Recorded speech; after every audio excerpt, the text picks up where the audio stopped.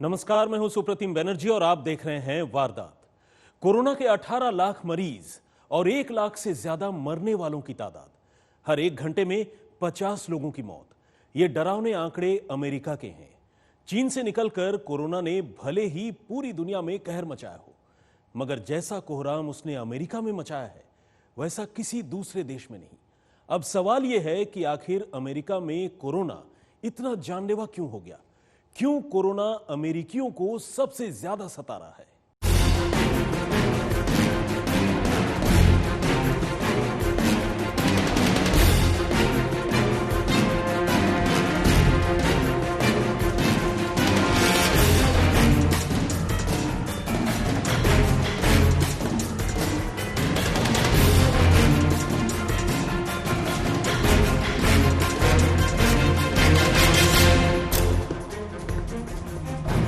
पिछले 3 महीनों में अमेरिका के अंदर कोरोना का ये ग्राफ इतनी तेजी से बढ़ा है कि इसने पीछे मुड़कर नहीं देखा। दुनिया के सबसे शक्तिशाली मुल्क में कोरोना के कहर का अंदाजा इस बात से लगाइए कि 1 मार्च को यहां कोरोना के कुल मामले महज 75 थे, जो अब बढ़कर 18 लाख तक पहुंच चुके हैं। वहीं कोरोना से बेवक्त अपनी जान गंवाने वालों की बात करें तो 1 मार्च तक अमेरिका में सिर्फ 1 शख्स की मौत हुई, जो अब 1 लाख के आंकड़े को भी पार कर गया है।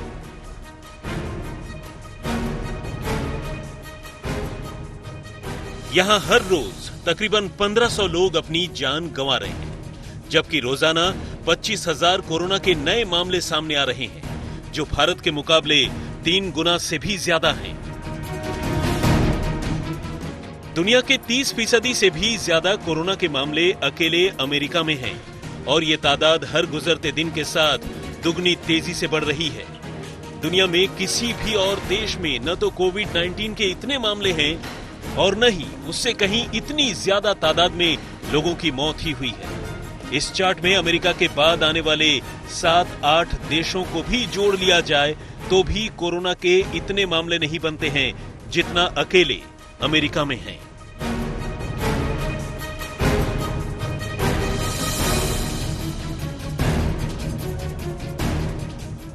अमेरिका के अंदर की बात करें तो यहां कोरोना के कुल मामलों के 1/3 मामले और लोगों की मौत दुनिया की वित्तीय राजधानी यानी फाइनेंशियल कैपिटल माने जाने वाले न्यूयॉर्क और उसके नजदीकी इलाके न्यू जर्सी में हुई है। जाहिर है इसका अमेरिकी अर्थव्यवस्था पर भी बहुत बुरा असर पड़ा है। इन इलाकों में कोरोना वायरस ने न सिर्फ जिंदगी की रफ्तार रोक दी है, बल्कि तमाम आर्थिक गतिविधियां पिछले 3 महीने से ठप पड़ी हुई है, जिसकी वजह से अमेरिका में मंदी आ गई है और अब तक 3.5 करोड़ से ज्यादा लोगों को अपनी नौकरी से हाथ धोना पड़ा है।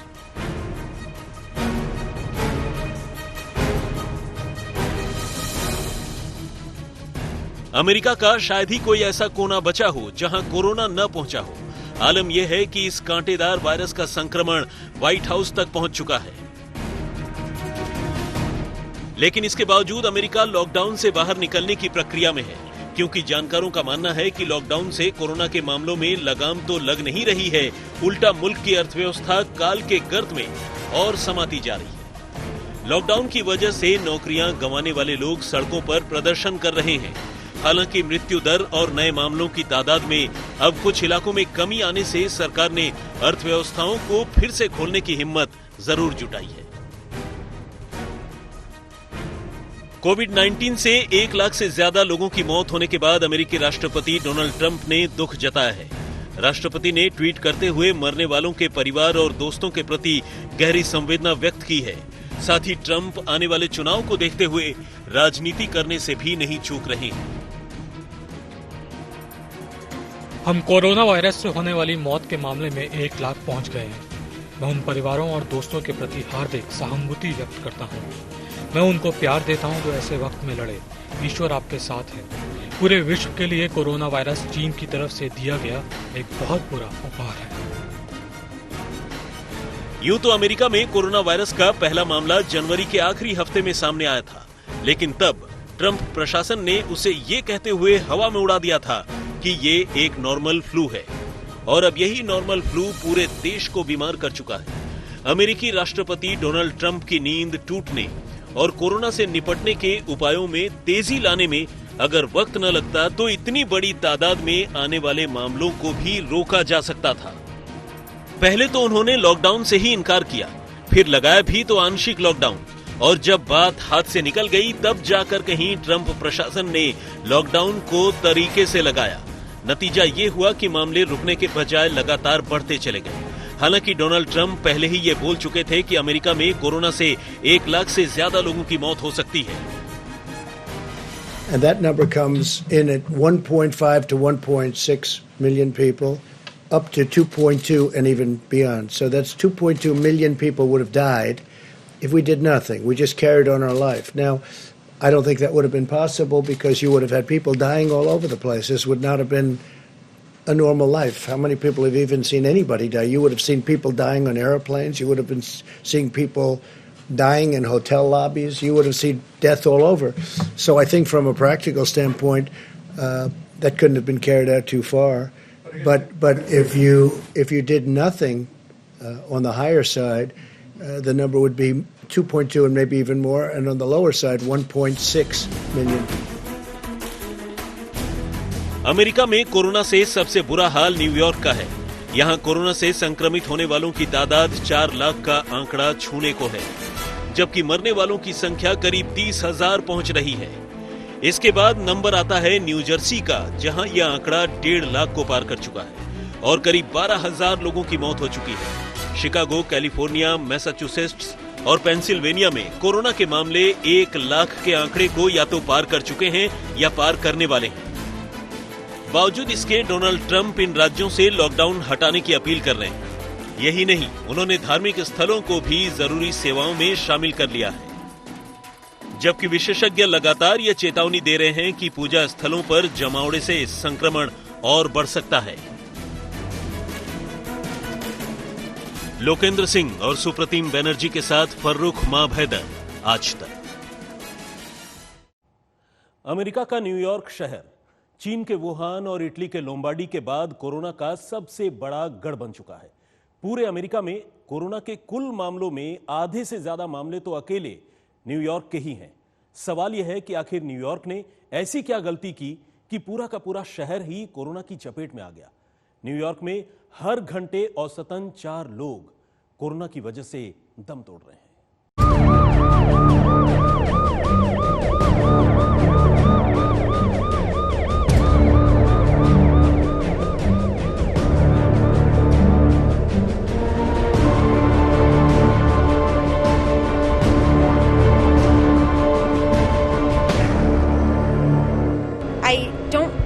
Apologize because I am doing the absolute best I can, but if it's not good enough, I am sorry, like deeply sorry.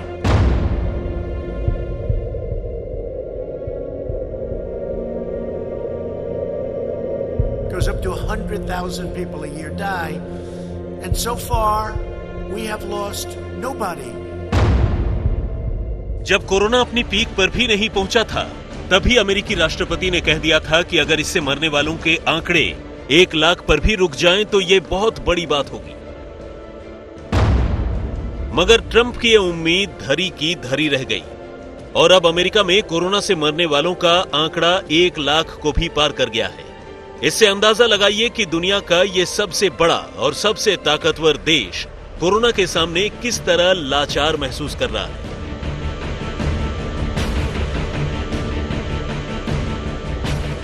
ये वो अमेरिका है जो खुद को सुपर पावर कहता है, मगर आज इतना मजबूर है कि अपनी आंखों के सामने अपने लोगों को मरते हुए देखकर भी कुछ नहीं कर पा रहा। मौजूदा हालात को देखकर लगता है कि कोरोना से अमेरिका में होने वाली तबाही से अब तो कोई चमत्कार ही बचा सकता है।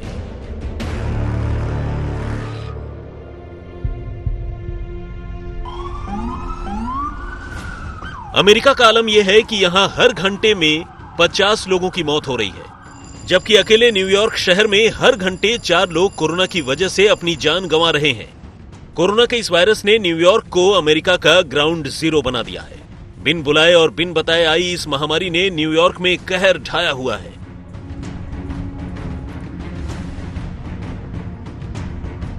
पिछली 1 सदी में अमेरिका में इतनी मौतें कभी नहीं हुई। जितनी लोगों की जानें अकेले कोरोना वायरस ने महज कुछ महीने में ले ली।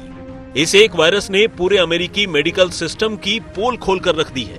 ऐसा नहीं है कि अमेरिका को वक्त रहते इसकी जानकारी नहीं मिली थी, मगर न सिर्फ अमेरिकी सरकार ने कोरोना वायरस को हल्के में लिया, बल्कि इस महामारी से निपटने के लिए तैयारी भी नहीं की। कोरोना वायरस के भयंकर प्रकोप को रोकने के लिए शुरू में ज्यादा से ज्यादा लोगों को टेस्ट करना सबसे असरदार तरीका था। यही काम दक्षिण कोरिया और सिंगापुर ने किया, लेकिन अमेरिकी सरकार ऐसा करने में नाकाम रही। ये अमेरिका के प्रशासन की सबसे बड़ी गलती थी, क्योंकि इसी की वजह से बाद में हालात बिगड़े और उसका खामियाजा आज हमें भुगतना पड़ रहा है।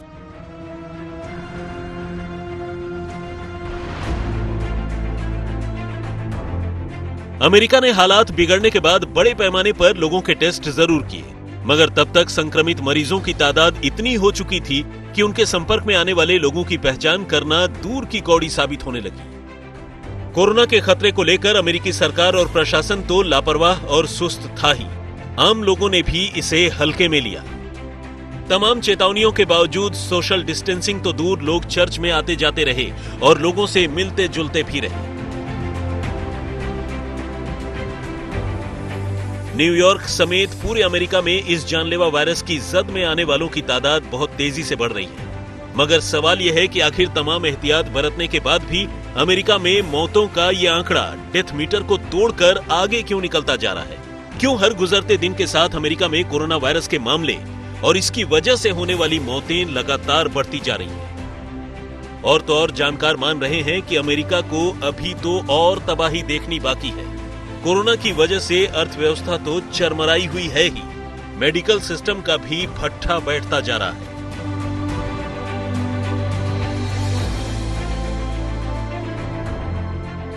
अमेरिकी फार्मास्यूटिकल कंपनियां इस वायरस की वैक्सीन के लिए अभी भी रिसर्च कर रही हैं। कुछ कामयाबियां भी मिली हैं, मगर उनकी टेस्टिंग अभी बाकी है। हालांकि कोरोना वायरस का टीका बन भी गया तो उसे सबके लिए मुहैया कराने में 1 साल तक का वक्त लग जाएगा। इसलिए अमेरिका की कोशिश है कि कम से कम जब तक इस वायरस का टीका बाजार में नहीं आता, इससे मरने वालों की तादाद काबू में रखी जा सके। मगर मौजूदा आंकड़े देखकर ऐसा लग नहीं रहा। दुनिया में सबसे ज्यादा ताकतवर, सबसे ज्यादा एडवांस्ड और सबसे ज्यादा तकनीक से लैस है अमेरिका, मगर बावजूद इसके कोरोना से आज सबसे ज्यादा खराब हालत दुनिया में उसी की है। सुपर पावर 60 nm के इस वायरस के आगे बेबस है, क्योंकि इस तबाही के बावजूद राष्ट्रपति ट्रंप कोरोना पर काबू करने और अपने लोगों को बचाने से ज्यादा चीन को अपने ऊपर हावी होने से रोकने में लगे हुए हैं, ताकि उनकी गद्दी बची रहे। तंसीम हैदर और लोकेंद्र सिंह के साथ फर्रुख माब हैदर, आज तक। अमेरिकी राष्ट्रपति डोनाल्ड ट्रंप के रवैये पर अंग्रेजी की एक कहावत बिल्कुल फिट बैठती है, और कहावत का लब्बो-लुआब कुछ यह है कि जब रोम जल रहा था तो नीरो बांसुरी बजा रहा था। ट्रंप की हालत भी कुछ ऐसी ही है। एक तरफ अमेरिका कोरोना की तबाही से करारा है और दूसरी तरफ ट्रंप गोल्फ खेलने में मशगूल है। कहने की जरूरत नहीं है कि ट्रंप के इस रवैये ने उनके आलोचकों को बड़ा मौका दे दिया है।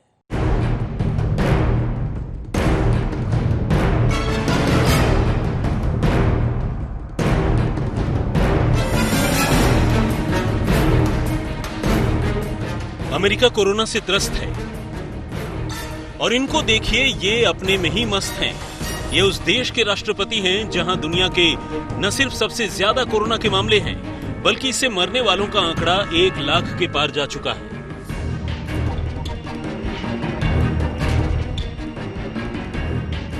और उस देश का ये राष्ट्रपति अपने शौक पूरे करने में लगा हुआ है, वो भी तब जब मार्च के महीने से ही अमेरिका में नेशनल इमरजेंसी घोषित है।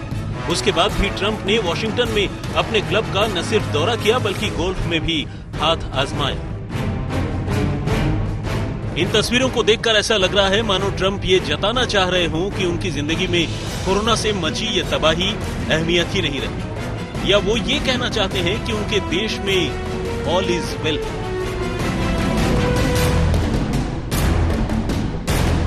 बसंती मौसम में गुनगुनी धूप में ट्रंप का काफिला व्हाइट हाउस से नेशनल गोल्फ क्लब पहुंचा। ट्रंप को यहां सफेद टोपी और सफेद पोलो शर्ट पहने देखा गया। ट्रंप फ्लोरिडा के वेस्ट पाम बीच पर अपने क्लब में थे। इस दौरान उनके साथ सीक्रेट सर्विस के एजेंट भी मौजूद थे। अमेरिका में कोरोना संक्रमण लगातार बढ़ रहा है। लोगों को मास्क पहनने की सलाह दी जा रही है, लेकिन राष्ट्रपति ट्रंप गोल्फ खेलने के दौरान बिना मास्क के ही नजर आए। देश संकट में घिरा है और राष्ट्रपति गोल्फ के मजे ले रहा है। ऐसे में सवाल तो उठने ही थे। लिहाजा ट्रंप के गोल्फ खेलने के वीडियो को अमेरिका में राष्ट्रपति पद के चुनाव के लिए डेमोक्रेटिक पार्टी से प्रबल दावेदार जो बाइडेन ने अपने ट्विटर हैंडल से ट्वीट किया। जो बाइडेन ने ट्रंप पर तंज कसते हुए कहा कि देश में कोरोना की वजह से 1 लाख लोगों की मौत हो चुकी है और राष्ट्रपति ट्रंप गोल्फ में हाथ आजमा रहे हैं।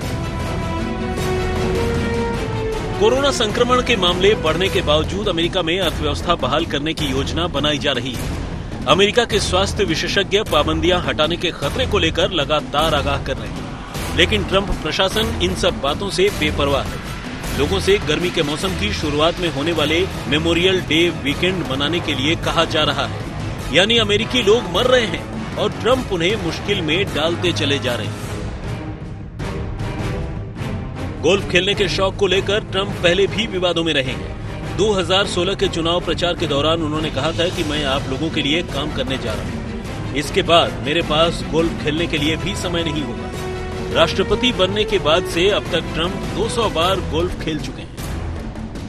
2014 में जब बराक ओबामा अमेरिका के राष्ट्रपति थे, तब ट्रंप खुद अक्सर गोल्फ खेलने के लिए उनकी आलोचना करते। सुप्रतीम बनर्जी के साथ फर्रुख माफैदर, आज तक। तो वारदात में फिलहाल इतना ही, लेकिन देश और दुनिया की तमाम खबरों के लिए आप देखते रहिए आज